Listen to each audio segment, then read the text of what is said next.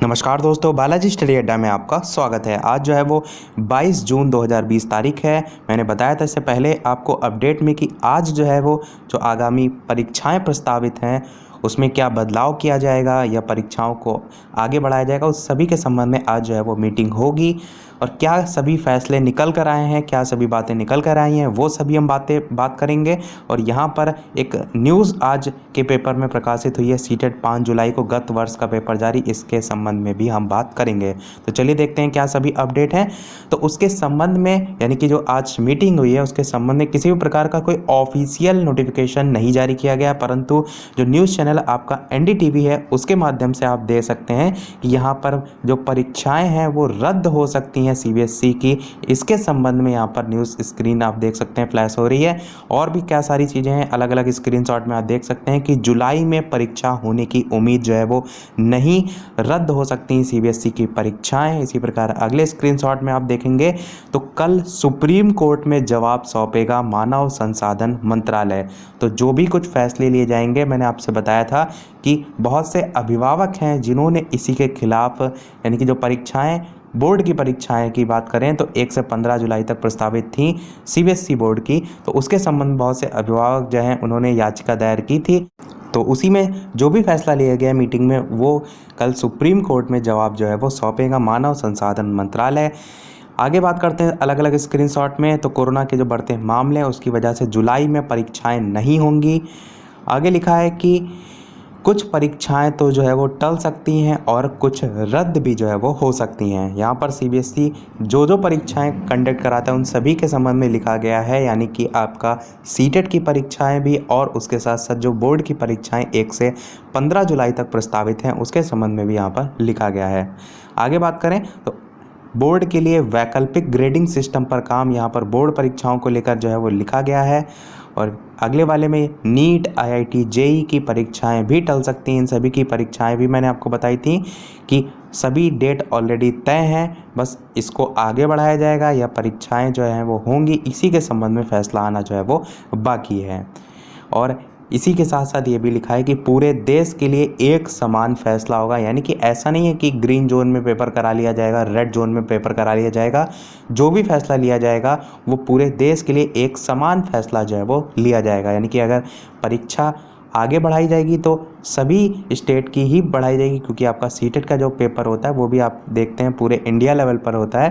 तो ऐसा नहीं है कि एमपी या आप कह सकते हैं जो दिल्ली उसमें बाद में पेपर करा लिया जाएगा, अलग अलग स्टेट में पहले करा लिया जाए, तो ऐसा कोई भी जो है वो प्रावधान नहीं है।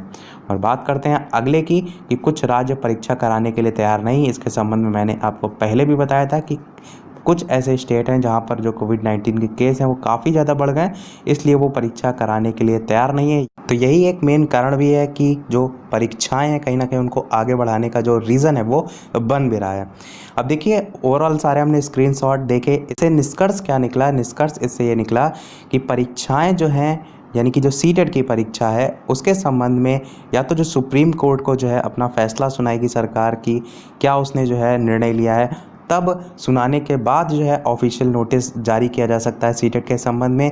या दूसरा तरीका ये हो सकता है कि जो सीटेट है वो आज शाम तक जो परीक्षा है उसके संबंध में जो ऑफिशियल वेबसाइट है उस पर अपना जो कार्यक्रम है वो जारी कर दे, या जो परीक्षा आगे बढ़ाना है उसके संबंध में जारी कर सकता है। यही दोनों ऑप्शन आपके बचते हैं, क्योंकि जो बोर्ड की परीक्षाएं हैं उसके संबंध में आपका याचिका दायर हुई है, इसलिए वो फैसला सुप्रीम कोर्ट को सुनाना ज़रूरी है।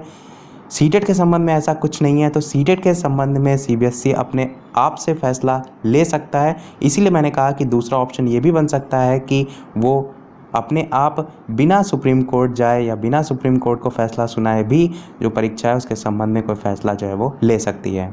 बात करते हैं उस न्यूज़ की जो कि मैंने आपको बताया कि आज के पेपर में प्रकाशित हुई है कि सीटेट 5 जुलाई को गत वर्ष का पेपर जारी। तो मुजफ्फरपुर से ये न्यूज़ जारी हुई है। इसमें लिखा है कि जो अभ्यर्थी है सीबीएसई सीटेट की वेबसाइट पर जाकर पिछले वर्षों के पेपर डाउनलोड कर सकते हैं और पिछले सालों के पेपर से अभ्यर्थी परीक्षा के पैटर्न को समझ सकते हैं।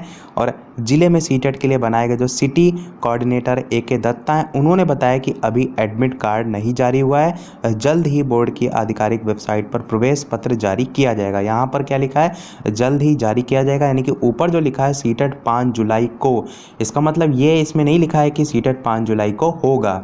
ये केवल एक संभावना के तौर पर लिखा गया। और संभावना इसमें इसलिए लिखी गई है क्योंकि मैंने आपको बताया था कि जो ऑफिशियल वेबसाइट है उस पर कुछ अपडेट किए गए थे, जैसे कि प्रीवियस ईयर के पेपर और एक इंफॉर्मेशन बुलेटिन जो है वो भी पुराना वाला फिर से अपडेट किया गया था। तो उसी के संबंध में इसको न्यूज़ को जो है वो प्रकाशित किया गया है। तो इसको ये समझ मत लीजिए कि सीटेट 5 जुलाई को ही होगा। न्यूज़ के अंतर्गत आप पढ़ेंगे तब आपको और जो है वो क्लियर होगा।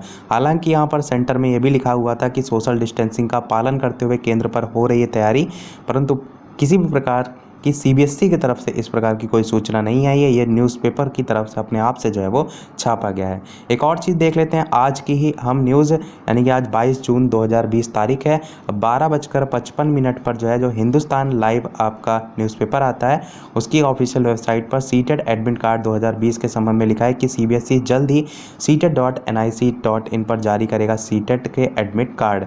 इसमें सारी चीज़ें वही लिखी हुई हैं कि एडमिट कार्ड जारी करेगा, यानी कि अभी तक किसी भी प्रकार का कोई ऑफिशियल जो नोटिफिकेशन है वो जारी नहीं हुआ है। तो यही था हमारे आज के पूरे अपडेट में।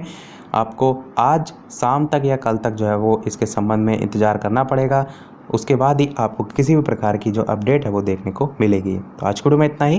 वीडियो पसंद आया हो तो लाइक अवश्य कीजिएगा, नए चैनल पर तो सब्सक्राइब जरूर कीजिएगा। तो मिलते हैं अगले वीडियो में नए टॉपिक के साथ, तब तक के लिए नमस्कार। Thank you for watching.